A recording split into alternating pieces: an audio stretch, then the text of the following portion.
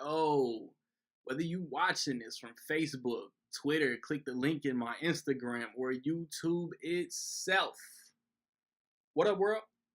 So I just watched the First Purge, the fourth installment in the Purge series. It stars Yelan Noel. Highly sorry if I mispronounced that. Lex Scott Davis, Joy Van Wade, Steve Harris, Marissa Tomei, Mo McRae, Melanie Diaz, China Lane, and I feel like Luna Lauren Velez, LaGuerta from Dexter. It's directed by Gerard McMurray, and if you want to get a shout out in my review of either Hotel Transylvania 3 or Skyscraper, stay tuned to the end of the video to figure out how you can do that. So, you got Staten Island. It's a government experiment in which they want to see if random citizens will take advantage of there being no law for one 12-hour block. It's kind of weird to say, like, after rewatching the whole Purge series this week, I think that this might be my favorite of the series. Like, if you've seen one Purge movie, man, you've seen them all. No joke. They're all the same.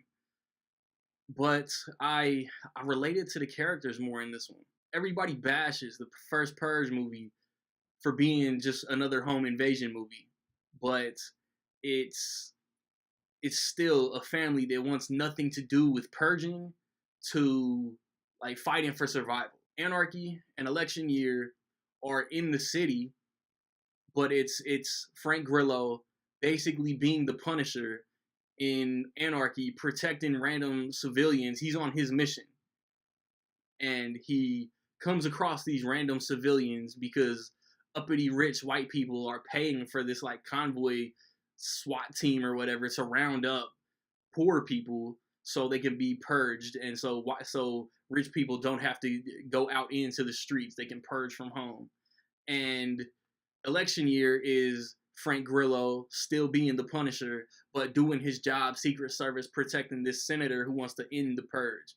Spoiler alert on a 2-year movie.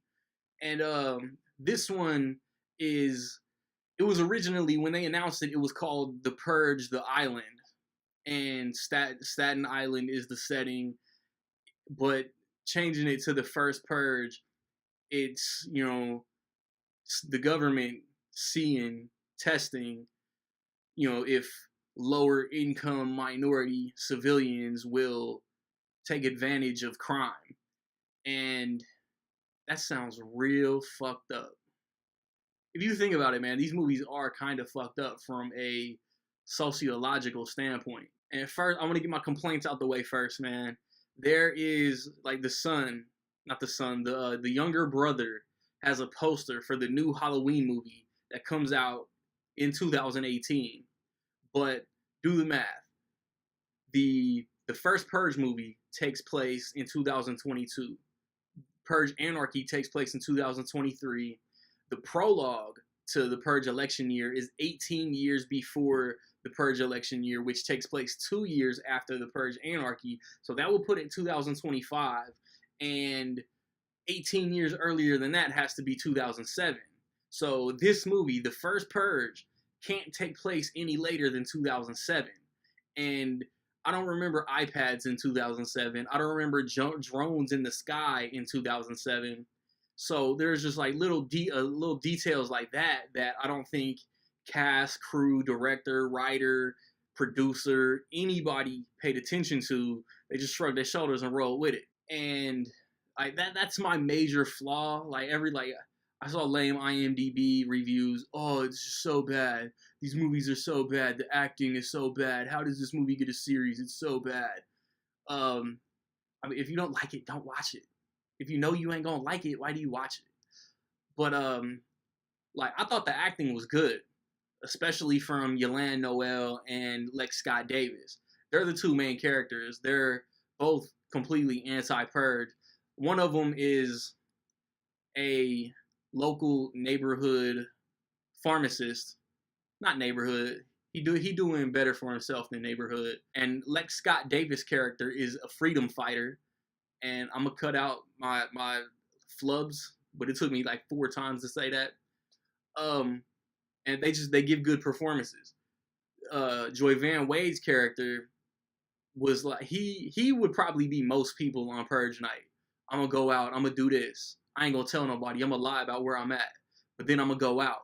Oh, and then when it's time to like exercise my goal, something else is gonna happen. You know what I mean? There are like the other Purge movies, man. There are some good shootouts, some good action set pieces, a couple attempts at jump scares, but like I said, man, if you've seen one Purge movie, man, you've seen them all. Um, this is my second time recording this, man, because iMovie crashed and I had a great video that I lost. But what I didn't say was there is a mid-credit scene, and then there are two mid-credit scenes. You don't really have to stay for either one, but I did. So I should have been an asshole and not warned y'all. And one of them, I don't know. One of them, I don't know how to explain it. Like one of them is related to the movie, and one of them is really not. But it's still there. So if you're curious, stay for that shit.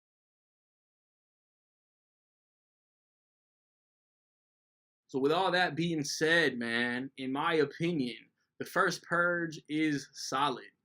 Um, like I don't have one Purge movie rated higher than the other ones, man. I think it's a solid series. But I think if I had to rank the series, I would go 4, 2, 3, 1. So have you seen the first Purge, man? Positive, negative, somewhere in between, man. Let me know. If you want that shout out in my Hotel Transylvania or Skyscraper review, man, how much will Ant-Man and the Wasp make opening weekend? Be the first, be the closest. Since this review is coming out way earlier than my usual reviews, you got a couple extra days. Get your guesses in by noon Central Time. I recently uploaded a Blu-ray collection update, man. I hope y'all having fun watching that. A Luke Cage season 2 review has been posted. A movie talk on Samuel L. Jackson. Reviews for Uncle Drew. Reviews for Sicario, Incredibles, Jurassic World, etc. Ocean's 8. Like I said, I want to see Ant-Man and the Wasp this weekend. I want to see Skyscraper and Hotel Transylvania 3 next weekend. And the weekend after that, I believe, is The Equalizer 2. Pretty excited for that one, man. Like, subscribe, comment.